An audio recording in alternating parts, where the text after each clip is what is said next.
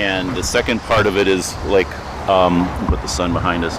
Whatever you believe or doubt about it, how did you get there? You know, like what was maybe some milestones in your life or whatever that brought you to wherever you're at with that at this point. So first of all, I'm Jeff. Jeff, nice to meet you. Ugo. Ugo? Yes. How do you spell that? UGO. UGO. Interesting name. Yeah, thank you. Is it associated with a certain, I don't know, nationality? Yes, I'm Nigerian. Nigerian. Okay. All right. Very good to meet you. So what do you think happens next after we die? Well, I, of course, do not know. None of us have the answer to it. But I like to think that some sort of reincarnation happens. That at some point after death, you become someone else and you don't remember anything from any past life that you have. And that you just exist as a new person, a new being. Yeah. And so when you say I like to think, it makes me think that it's not associated with a particular religion like Hinduism, reincarnation. It's not. It's more like wishful thinking. Yeah, because I think it's hard. I think as a human to conceptualize this idea of not existing, because your entire life, all you have ever done is exist, and all you know how to do is exist. Yeah. And so to me, it's kind of like hard to believe that, like, if this all stops working, like if I'm not present, I'm not alive anymore. Yeah. Like, feel like I am, like, I'm still me. Like, there's some part of all of this of the human experience that makes you understand that you are you. Yeah. And to me, I can't understand in a world where I can't understand a world in which I am not that. Okay. I am not me. So, if it's wishful thinking, when we do wishful thinking, we wish for the greatest thing that we could imagine, right?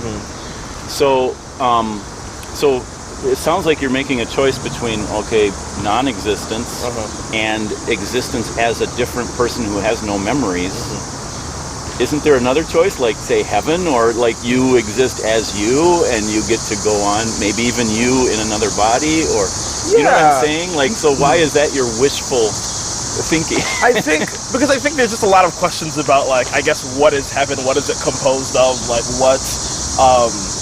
because I guess heaven is eternity, right? And that means that in heaven, you spend the rest of your life as whatever machination of you is going to exist in heaven. Like, I think one of the things we don't know, if you do believe in heaven, like, who do you go to heaven as? Like, do you go to heaven as the person that you died as? Like, are you going to go to heaven if you are old as an older person? Will you go as a young person? Like, a lot of unanswered questions. Right, about like just the nature of heaven. And I think,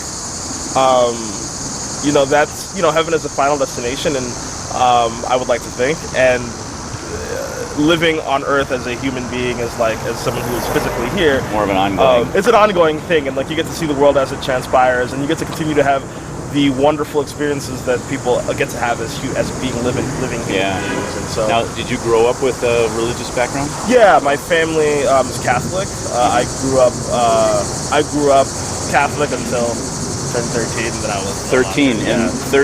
Were you confirmed? Yes. So it was like, you get confirmed, and then it's like, okay, I'm on my own. I'm going to go my own way. It was. So, are you Catholic? I'm not Catholic. Okay. Protestant. Okay. Yeah. So I think being confirmed is part of a bunch of different, like, sacraments. I'm not sure, or like some, like, things that you do. There's Holy Communion. Well, communion, yeah. Yeah, and wasn't there like a catechism class, like Bible training? Yes, like we call them CCD. Yeah. Like, yeah.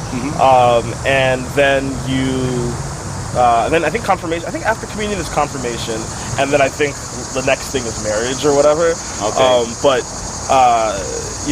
After I got confirmed, it was just, I think during that process, you're partly doing it because, like, this is what your family does. Yes, definitely. At that age, sure. Yeah. And I think the thing about Catholicism is that it doesn't, unlike non-denominational Christianity, it doesn't teach you about, like, a relationship with God. So I think a lot of Catholics don't really develop that really deep like relationship with God. More like ritual. Yeah, like a lot of Catholicism is like ritual based. So and I think for me, the rituals plus the understanding of, like, religion as a set of things that you do so you don't end up somewhere, or a set of things that you do to end up somewhere, I didn't feel like was a really good way to live your life.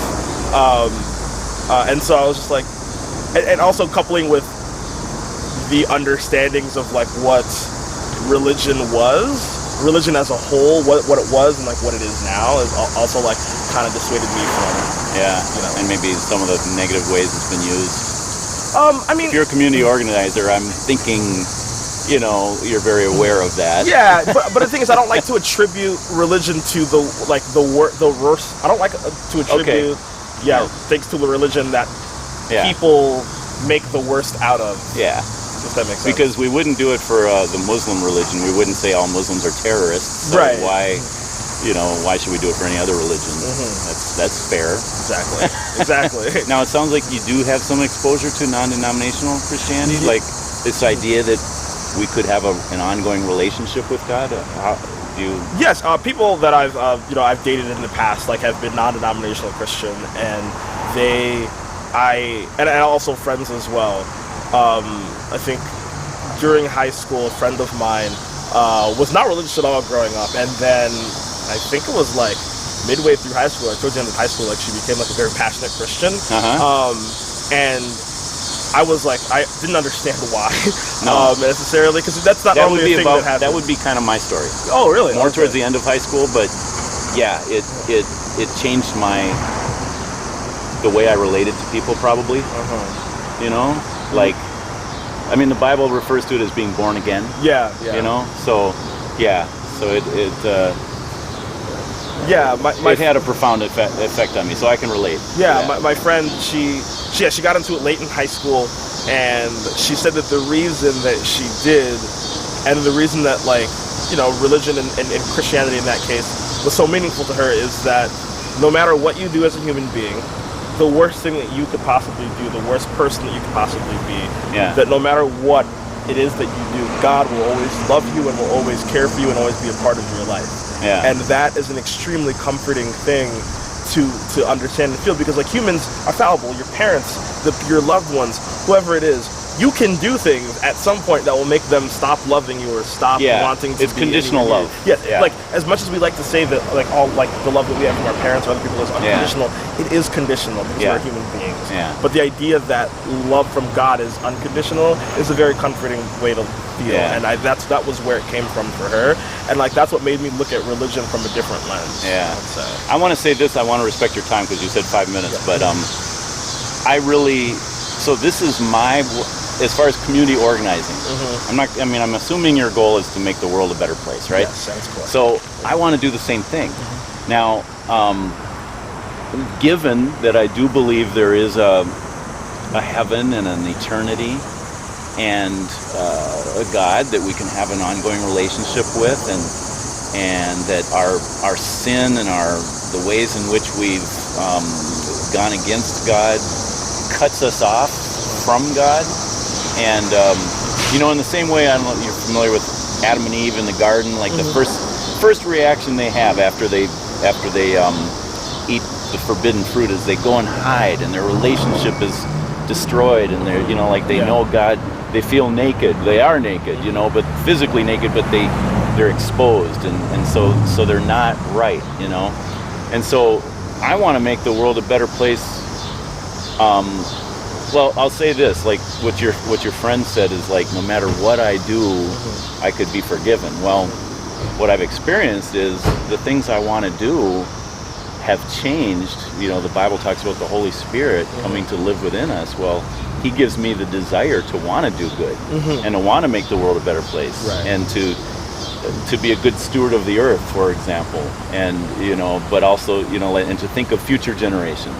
And so we probably have the same goal, but are coming about it from different ways, if that makes sense. Yeah, no. I think at the core of most people who are religious, I think they want to do good things, because I think that is the core of almost all, I would think, if not all religions. I mean, and there's a lot of different motivations. Like, I want to be one of the elite people that is special, and everyone else looking down on other people. I mean, I'm not saying I do, but there could be that motivation. Yeah. For me, it's like, man, I've got this wonderful gift. It's this grace, this forgiveness, this right relationship with God that other people could have too. I want to share it with them.